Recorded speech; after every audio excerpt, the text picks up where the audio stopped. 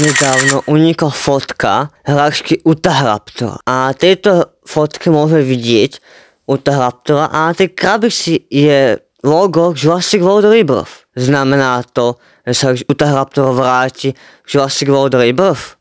To sa dozviete v tomto videu.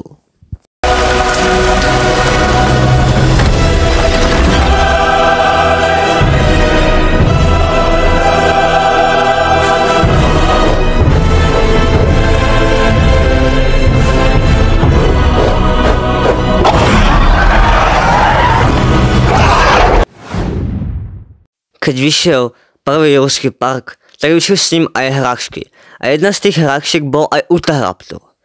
A Utahraptor sa neobjavil v prvom Jurskom parku.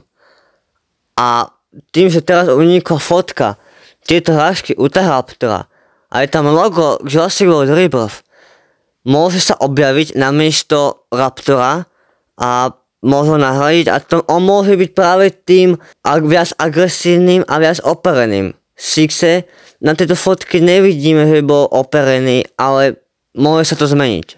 Čiže informácie, ktoré som povedal v predošlom videu, tak nie sú úplne ako 100%, ale pravdepodobné. Čiže tá fotka jasne ukazuje, že hráčka Utahraptora minimálne bude.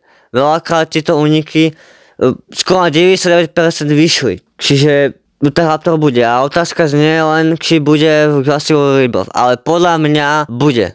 A bude možno aj hlavný záporák, možno hlavný dinosaurový záporák. To sa dozvieme 2. júla 2025 a dajte odber a u mňa na kanále nájdete všetky novinky z jurského sveta na znovuzrodenie. Čiže dajte odber, like, zapnite si zvonček, aby vám neuniklo žiadne ďalšie videjko a zatiaľ čus.